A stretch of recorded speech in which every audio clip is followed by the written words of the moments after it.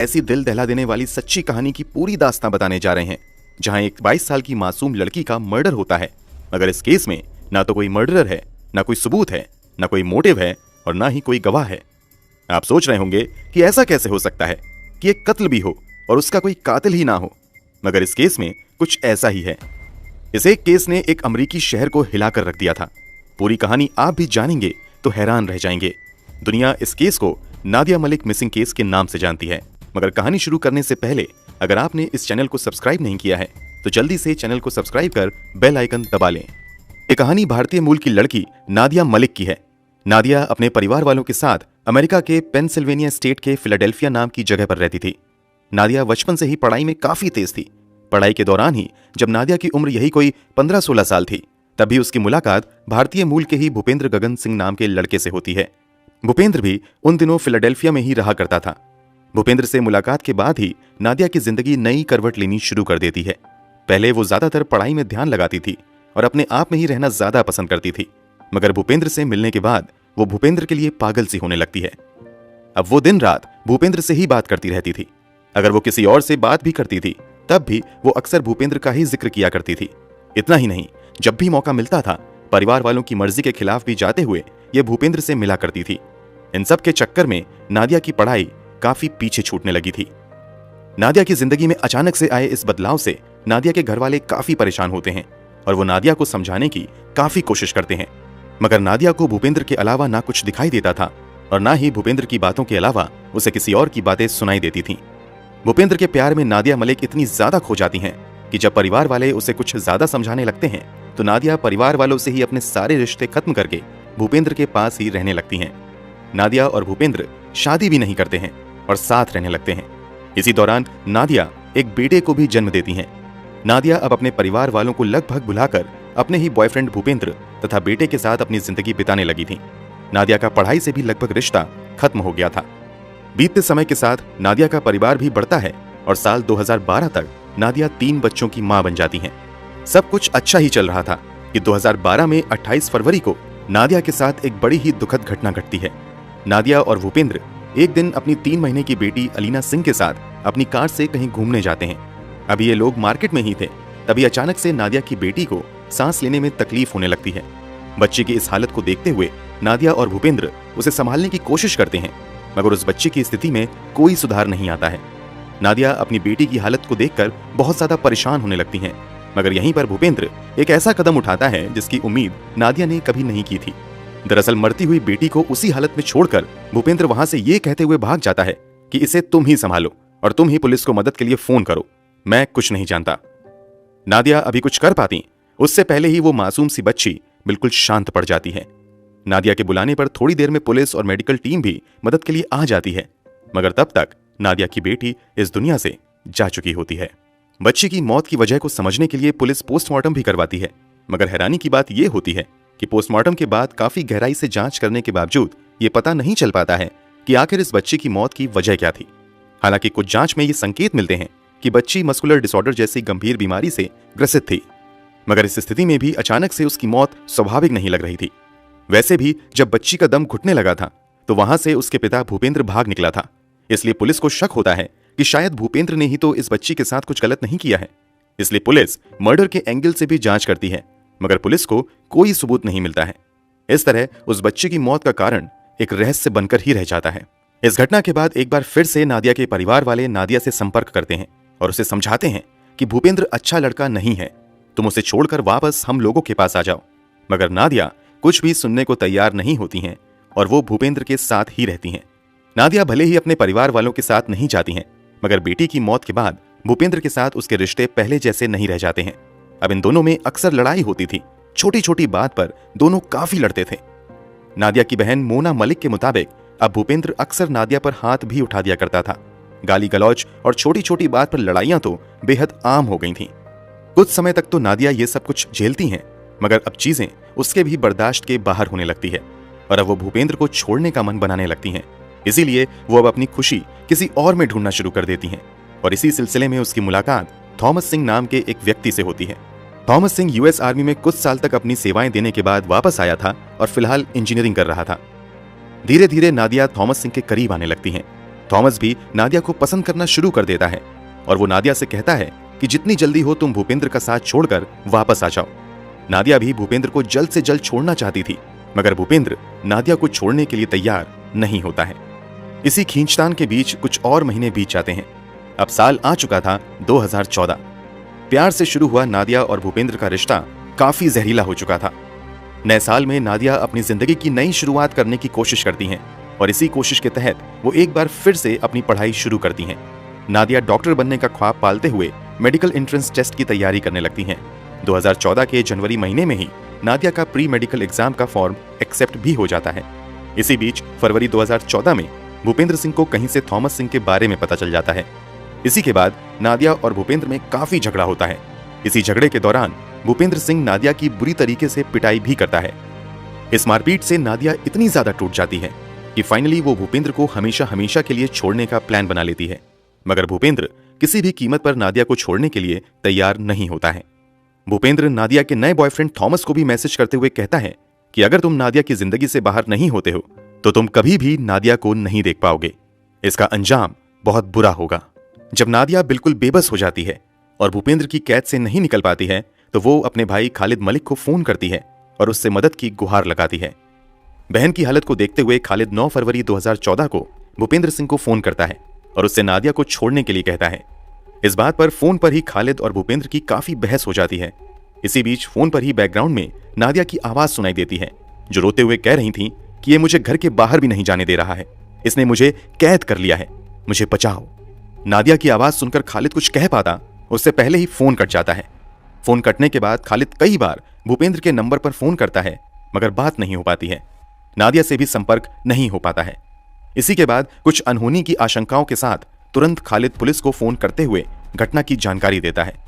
खालिद के फोन के तुरंत बाद पुलिस की एक टीम भूपेंद्र के घर पर जाती है, मगर वहां ना तो भूपेंद्र मिलता है और ना ही नादिया। पुलिस आसपास के उन सभी संभावित जगहों पर छापेमारी करती है जहां भूपेंद्र जा सकता था, मगर कहीं से भी भूपेंद्र का कोई अता पता नहीं चलता है।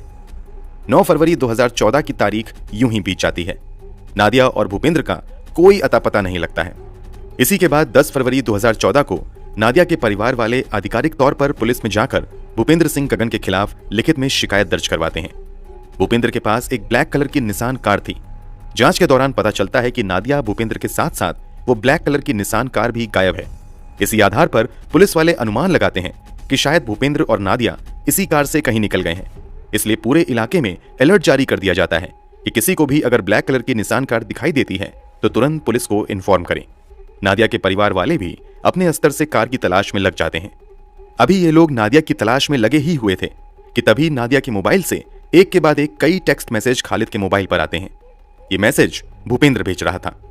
एक मैसेज में भूपेंद्र खालिद से कहता है कि तुम हार गए, मैं जीत गया, वो कभी अब घर वापस नहीं आएगी, तुम उसका चेहरा कभी नहीं देख पाओगे। खालिद को चैलेंज करते हुए भूपेंद्र एक मैसेज में यह भी कहता है कि तुम पूरे अमेरिका में नादिया को खोज लो, मगर वो कहीं नहीं मिलेगी। खालिद इन मैसेजेस के बारे में पुलिस को भी जानकारी देता है और पुलिस भी अपनी जांच का दायरा बढ़ाती है, मगर कुछ फायदा नहीं होता है। पुलिस के हाथ अब भी खाली ही रहते हैं। इसी बीच 11 फरवरी 2014 को एक बार फिर से खालिद को नादिया के मोबाइल से कुछ मैसेजेस मिलते हैं। इस बार मैसेज में लिखा हुआ था कि अगर तुम नादिया से बात करना चाहते हो तो मुझे तुरंत मोबाइल के माध्यम से $20 भेजो।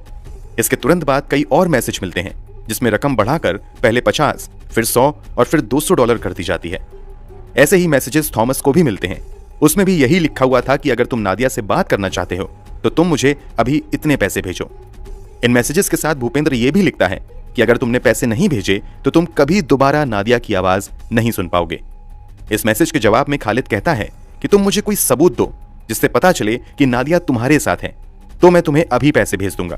तुम मुझे कम से कम बस एक बार उसकी हेलो सुना दो, तो भी मैं पैसे दे दूंगा, फिर उसके बाद मैं उससे बात करूंगा। खालिद के ये कहने पर भूपेंद्र अंतिम मैसेज ये करता है कि आज के बाद तुम कभी नादिया की आवाज नहीं सुन सकोगे। इधर भूपेंद्र लगातार मैसेज के जरिए ब्लैकमेल करके पैसा हासिल करने की कोशिश में लगा हुआ था। उधर पुलिस की भी कई टीम भूपेंद्र की तलाश में लगी हुई थी, मगर कहीं से भी इन लोगों का कोई अता पता नहीं चल रहा था। पुलिस नादिया के मोबाइल फोन के जरिए भी इन लोगों को ट्रेस करने की कोशिश कर रही थी, मगर कामयाबी नहीं मिल रही थी। पुलिस के मोबाइल ट्रैकिंग के मुताबिक पहले इनकी लोकेशन फिलाडेल्फिया थी, फिर ये लोग वॉशिंगटन की तरफ जाते हैं और वॉशिंगटन से ये लोग न्यूयॉर्क सिटी की तरफ जाते हैं। मगर जब ये लोग ओहायो शहर पहुंचते हैं तो यहाँ आकर इनके मोबाइल में मूवमेंट बंद हो जाती है। इस बार पुलिस की एक टीम ओहायो तक आती है। पुलिस पीछा करते हुए उस घर तक भी पहुंच जाती है जहां भूपेंद्र आकर रुकता है। जैसे ही भूपेंद्र को इस बात की भनक लगती है कि पुलिस इसके पीछे है, वो पीछे के दरवाजे से भागने की कोशिश करता है। मगर कुछ देर की लुकाछुपी के खेल के बाद पुलिस आखिरकार भूपेंद्र को गिरफ्तार कर लेती है। भूपेंद्र सिंह से कार और नादिया के बारे में पूछा जाता है। इस पर वो कुछ भी बताने से इनकार करता है और कहता है कि मैं अपने वकील के आने के बाद ही कुछ बात करूंगा। इसके बाद पुलिस भूपेंद्र के पॉकेट की तलाशी लेती है तो उसके पॉकेट से नादिया का मोबाइल, नादिया का ड्राइविंग लाइसेंस और कार की एक चाबी मिलती है। जांच के बाद खुलासा होता है कि ये उसी निसान कार की चाबी है जिससे कथित तौर पर भूपेंद्र और नादिया निकले थे। पुलिस वालों की पूछताछ में भूपेंद्र बताता है कि मैंने कार के साथ नादिया को फिलाडेल्फिया में ही छोड़ दिया था। मगर भूपेंद्र की बात इसलिए झूठ लग रही थी क्योंकि नादिया के परिवार वालों के मुताबिक उस कार की तो बस एक ही चाबी थी और वो चाबी भी भूपेंद्र की जेब से मिली थी। तो ऐसा कैसे हो सकता है कि नादिया बिना चाबी के ही कार चला रही हो? भूपेंद्र के चेहरे पर चोट के भी निशान थे। इस बारे में पूछे जाने पर भूपेंद्र बताता है कि जब नादिया से उसकी मुलाकात आखिरी बार हुई थी तो यहीं पर दोनों की लड़ाई हो गई। नादिया ने भी उस पर हमला किया जिस कारण उसके चेहरे पर यह खरोच और चोट के निशान हैं। अब पुलिस की कई टीम नादिया को खोजने में लग जाती है। पुलिस की बड़ी चहल पहल के बीच इस केस की चर्चा फिलाडेल्फिया में भी जोरों शोर से होने लगती है। हर किसी की जुबान पर बस एक ही सवाल था कि नादिया और वो निसान कार कहां है। नादिया फिलाडेल्फिया की सबसे बड़ी रहस्य बन चुकी थी। पुलिस की जांच जारी रहती है मगर हाथ खाली ही रहता है। नादिया की मिसिंग रिपोर्ट 10 फरवरी 2014 को लिखाई गई थी और अब तारीख आ चुकी थी 20 फरवरी 2014। 20 फरवरी 2014 को फिलाडेल्फिया के मार्बल टाउनशिप पुलिस डिपार्टमेंट में एक अनजान व्यक्ति कॉल करता है और कहता है कि एक ब्लैक कलर की निसान अल्टिमा कार फिलाडेल्फिया के मार्केट स्ट्रीट के पास 30th स्ट्रीट पर खड़ी है। इसी कार में शायद नादिया हो सकती है। आखिर ये कॉल किसने की थी उसके बारे में हम आपको वीडियो में आगे बताएंगे। फिलहाल बताते हैं कि इस एक कॉल के बाद क्या होता है। पुलिस की एक टीम भागते हुए उस जगह पर जाती है तो वहां सच में एक ब्लैक कलर की निसान अल्टिमा कार खड़ी थी। कार पूरी तरीके से बर्फ से ढकी हुई थी। हैरानी की बात तो ये थी कि उस कार पर 8 पार्किंग टिकट्स लगे हुए थे। मतलब इस जगह पर कार को खड़ी करने से पहले कई दूसरी जगह इलीगल तरीके से इसे पार्क किया गया था। इस कारण पुलिस ने उस पर पार्किंग टिकट्स भी लगाए थे। मगर पहले किसी को उस कार के अंदर लाश दिखाई नहीं दी। आनन फानन में उस कार को खोला जाता है। कार के अंदर पुराने कपड़ों के ढेर थे। इसके अलावा काफी सामान बिखरा पड़ा था। पहले तो पुलिस को कुछ भी नजर नहीं आता है मगर जब उन कपड़ों के ढेर को हटाया जाता है तो उन कपड़ों के ढेर के नीचे नादिया की लाश पड़ी हुई मिलती है। जिस नादिया की तलाश पिछले 10 दिनों से हो रही थी वो अब पुलिस को कार के अंदर कपड़ों के ढेर के नीचे मरी हुई मिलती है। मृत्यु के समय नादिया की उम्र सिर्फ 22 साल थी। लाश मिलते ही पुलिस उसे पोस्टमार्टम के लिए भेज देती है। नादिया का पोस्टमार्टम करने वाले डॉक्टर की टीम की ओर से 21 फरवरी 2014 को एक प्रेस कॉन्फ्रेंस किया जाता है जिसमें कहा जाता है कि नादिया के शरीर पर किसी भी तरह के फिजिकल ट्रॉमा के निशान नहीं मिले हैं। पोस्टमार्टम के दौरान भी मौत की वजह और मृत्यु के तरीकों से संबंधित कुछ भी पता नहीं चल पाया है। मृत्यु के कारणों तथा तरीकों को समझने के लिए सैंपल्स फॉरेंसिक लैब भी भेज दिए जाते हैं। क्योंकि शुरुआती रिपोर्ट में कुछ भी पता नहीं चल पाया था इसलिए भूपेंद्र को गिरफ्तार नहीं किया जाता है। फिर भी पुलिस उसे शहर में ही रहने को कहती है और उस पर नजर रखी जाने लगती है।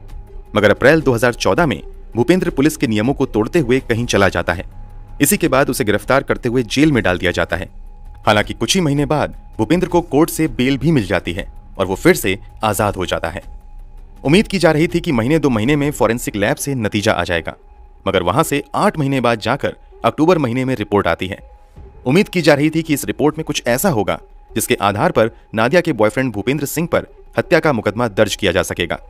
मगर हर कोई उस वक्त शॉक्ड रह जाता है जब फॉरेंसिक रिपोर्ट में भी यही कहा जाता है कि काफी मेहनत और कई दौर की जांच के बावजूद डॉक्टर की टीम मौत के कारणों का पता नहीं लगा पाई है। इतना ही नहीं, मौत किस तरीके से हुई उस बारे में भी कोई जानकारी नहीं मिल पाई है। इस रिपोर्ट के बाद पुलिस कई नामी जासूस को इस केस की जांच में शामिल करती है। कई महीनों तक जांच चलती रहती है मगर पुलिस के हाथ कोई जानकारी नहीं लगती है। हालांकि डिटेक्टिव अपनी पूरी जांच के बाद सर्कमस्टेंशियल एविडेंस के आधार पर भूपेंद्र सिंह पर ही नादिया को जहर देकर हत्या का शक जताते हैं मगर उनके पास कोई सबूत नहीं था इसलिए पुलिस भूपेंद्र पर कोई मामला दर्ज नहीं कर पाती है। काफी कोशिशों के बाद भी जब पुलिस को भूपेंद्र के खिलाफ एक भी सबूत या गवाह नहीं मिलता है तो फाइनली पुलिस कोर्ट में नादिया की हत्या को रहस्यमयी मौत बताते हुए क्लोजर रिपोर्ट फाइल कर देती है। अंततः कुछ महीने बाद ही ये केस बंद भी हो जाता है और भूपेंद्र आजाद अपनी जिंदगी जी रहा होता है। 22 साल की नादिया अपने 2 छोटे छोटे बच्चों को छोड़कर मर गई, मगर उसे किसी ने नहीं मारा। पुलिस द्वारा केस बंद किए जाने के बाद नादिया के परिवार वाले अपने स्तर से इस केस की जांच करवाने के लिए कुछ प्राइवेट डिटेक्टिव को भी हायर करते हैं। प्राइवेट डिटेक्टिव अपनी जांच में कुछ सबूत इकट्ठा करते हैं। उसके आधार पर नादिया के परिवार वाले फिर से पुलिस द्वारा इस केस को खोलने की अपील करते हैं, मगर प्राइवेट डिटेक्टिव द्वारा कलेक्ट किए गए एविडेंस की जांच के बाद पुलिस ये कहते हुए इस केस की दोबारा जांच करने से इनकार कर देती है कि उन सबूतों में कोई दम नहीं है। 2015 में नादिया का भाई खालिद मलिक नादिया की मौत से संबंधित जानकारी देने वाले व्यक्ति को पहले 50,000 फिर $1 लाख का इनाम देने का ऐलान करता है। महीनों बीत जाते हैं, मगर एक भी काम की जानकारी कहीं से नहीं मिल पाती है। वैसे प्राइवेट डिटेक्टिव ने जो सबूत इकट्ठा किए थे, उसके आधार पर नादिया के परिवार वालों ने दावा किया कि नादिया को दाहिने हाथ में जहरीला इंजेक्शन भी लगाया गया था। इसी वजह से उसकी मौत हुई और ये इंजेक्शन किसी और ने नहीं बल्कि भूपेंद्र ने लगाया था। नादिया के परिवार वालों के मुताबिक भूपेंद्र ने पहले नादिया के हाथ में जहरीला इंजेक्शन दे दिया और फिर कार को बंद करके सभी सबूत मिटाने के बाद नादिया को अंदर ही छोड़कर भाग गया। कुछ लोग कहते हैं कि शायद नादिया ने खुद ही आत्महत्या की हो, मगर इस बात में भी कोई दम नजर नहीं आता है, क्योंकि आत्महत्या की पुष्टि करने वाले एक भी सबूत नहीं मिलते हैं। भले ही भूपेंद्र पर हत्या का मुकदमा दर्ज नहीं किया जा सका, मगर 2018 में एक स्थानीय अदालत ने इस केस की सुनवाई करते हुए भूपेंद्र को नादिया के परिवार वालों को $10 मिलियन का हर्जाना देने का ऑर्डर दिया। कोर्ट जितने भी पैसे दिलवा दे, मगर सच तो यह है कि नादिया के कातिलों को ना पकड़ा जाना पुलिस की सबसे बड़ी नाकामी और नादिया के साथ हुई सबसे बड़ी नाइंसाफी है। चलिए बात करते हैं कि आखिर पुलिस वालों को वो अनजान कॉल किसने किया था। ऐसा कहा जाता है कि कॉल करने वाले व्यक्ति ने पुलिस से अपनी पहचान ना जाहिर करने की शर्त पर ही कार की लोकेशन बताई थी, मगर नादिया के परिवार वालों के मुताबिक जहां पर कार खड़ी हुई थी उसके ठीक पीछे एक बड़ा सा रेस्टोरेंट था। उसी रेस्टोरेंट में ऑर्डर का इंतजार करते हुए एक व्यक्ति न्यूज़पेपर पढ़ रहा था। इत्तेफाक से उस न्यूज़पेपर में उसी निसान कार के साथ नादिया के गायब होने की खबर छपी हुई थी। इसी आधार पर उस व्यक्ति को लगा कि हो ना हो ये वही कार हो सकती है, क्योंकि उसने वो कार कई दिनों पहले से एक ही जगह पर खड़ी देखी थी। बस इसी के बाद उसने पुलिस को फोन किया। फोन के बाद पुलिस आती है, जांच होती है, मगर उस सवाल का जवाब कभी नहीं मिल पाता है, जिसका जवाब नादिया के परिवार वालों समेत हर कोई जानना चाहता है।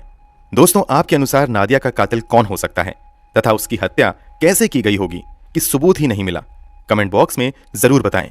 अगर आपको हमारी मेहनत पसंद आई हो तो इस वीडियो को लाइक करते हुए शेयर भी करें, ताकि बाकी लोग भी इस खौफनाक कहानी के बारे में जान सकें। अगर आपने अब तक इस चैनल को सब्सक्राइब नहीं किया है तो जल्दी से चैनल को सब्सक्राइब कर लें